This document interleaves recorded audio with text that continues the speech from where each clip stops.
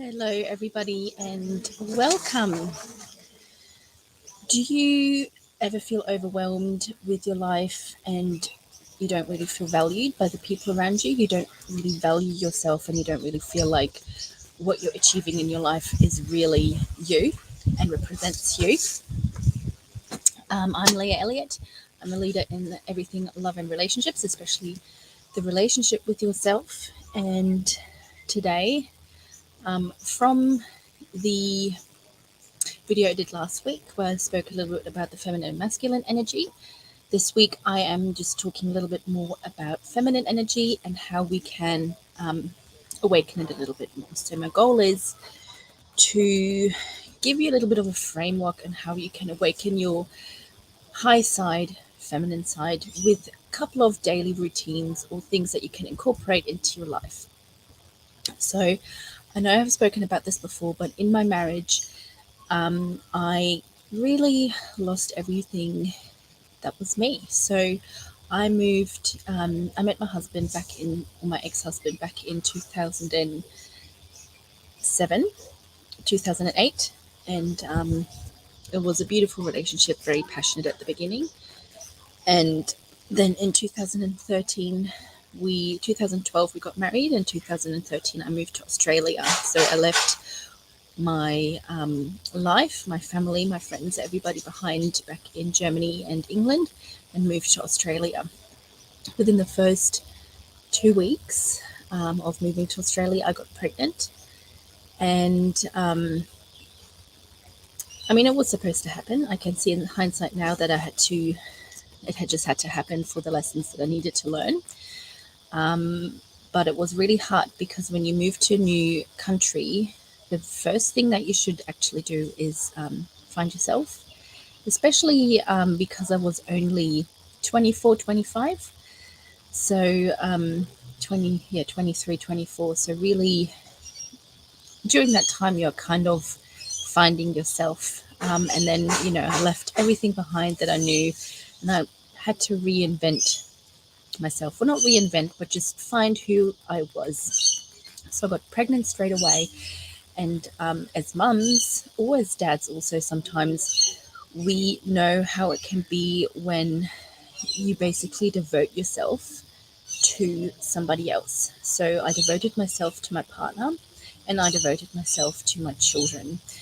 And by devoting myself to my partner and children, I totally lost sight of my wants and my goals and who I wanted to be. That is the low side of the feminine energy. Just waiting, not having boundaries around any of those things.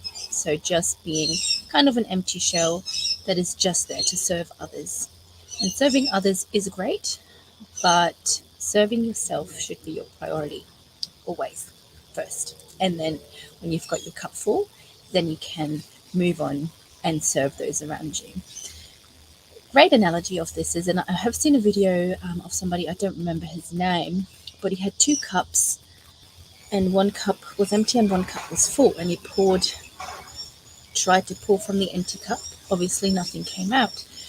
So this is the low side feminine energy. If you just are drained and you don't have anything to give, you can't fill anybody up. If you though fill yourself up with energy first, then you can pour and you can either overfill somebody else's cup,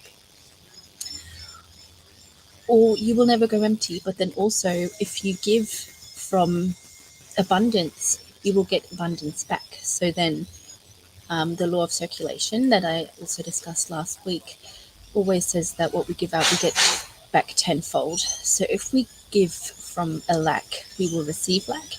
If we give from abundance, we will receive abundance back. So always make sure, prioritize your energy and then take action. Very important. That's one of the most important things that I teach in the brain game. If you would like to know more about that, you can get in touch with me. Yes, back to my marriage. So when I was just in, the space of servitude and just going through the motions of life, serving everybody around me first, I realized that I was living a lie. Um, I didn't know who I was and what I wanted, and I was getting increasingly depressed and increasingly frustrated with everybody around me, not realizing that I was actually frustrated with myself. There is no such thing as self sabotage. So I wasn't sabotaging myself, but I was betraying myself and who I was and who I am meant to be. Every time we give ourselves up, we betray our purpose and who we actually are. So I was very passive, and at some point I was just, I can't do this anymore, it's breaking me. And that's when I started the very uncomfortable beginning of my awakening, I guess you could call it, or purpose finding journey. In that time, I had to let go a lot of people that didn't serve, which is very painful. But in hindsight, those people just weren't meant to be in my life. And yes, I started finding myself letting go of the things that did not serve me, filling my life up more with those things that did serve me, and started expressing my wants and my needs and also my feelings and emotions a little bit more. Um,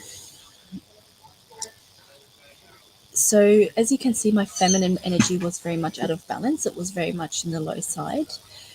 To get in the high side of the feminine energy, as I just mentioned, I started incorporating some things into my life that just happened kind of automatically. Um, or it was more an inspiration or an intuition that I had to do certain things. Luckily, there is many people out in the world that have done this kind of work before, that can help you on your journey of awakening your feminine side or your masculine side, or just awakening more of who you are and your purpose. So,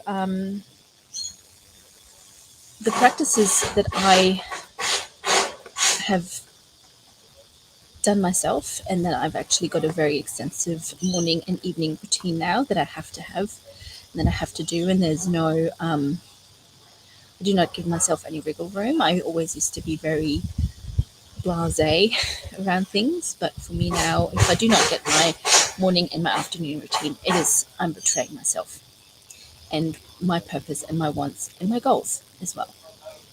And I don't want that anymore. So the things that you can incorporate into your life to balance out your feminine energy. So let's just quickly recap what feminine energy is. In the high side, it is listening to your intuition. It is having strong boundaries around who you are and what you want and what you need from others. Looking after yourself first, so serving yourself, being able to pour from a full cup instead of an empty cup, and expressing. So expressing your wants, your needs, but also everything that you are. So every woman obviously also has got their own unique energy, and men, everybody in this world has got their own unique energy. And I will be going into this a little bit more on future videos, um, that you can either find out with lots of journaling, or you can also book in a numerology reading with me or one of my colleagues. If you're interested, please let me know. That will give you beautiful insight into who you are, what you want, and why you're on this earth, your dharma, your karma, your purpose. And it's beautiful to explore that if you would like to know more about that. Um, so, the daily practices that you can incorporate are: create sacred rituals that serve you. Put yourself first. So you could start by creating a beautiful sacred space in your area where you in your house where you have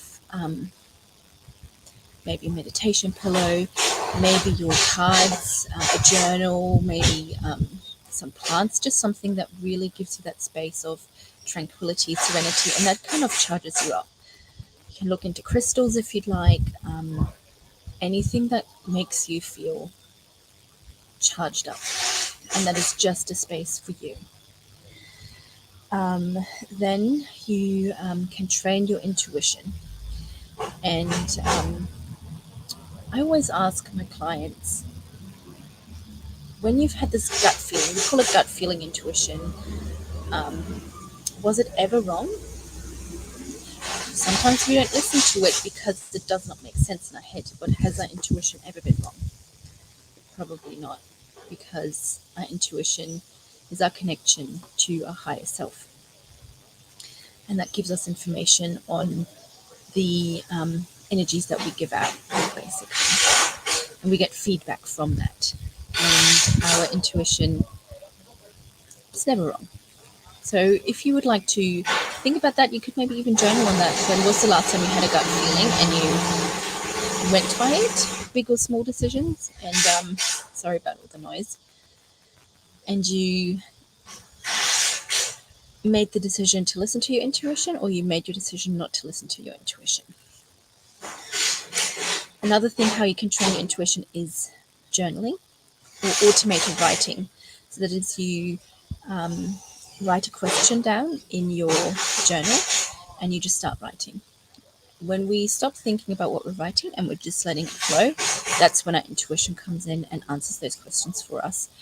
We can also do this practice with another person.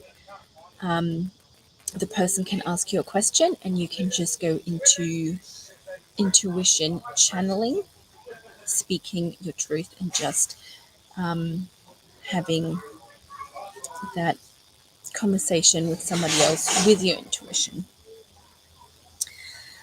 Meditation and breath work is so powerful.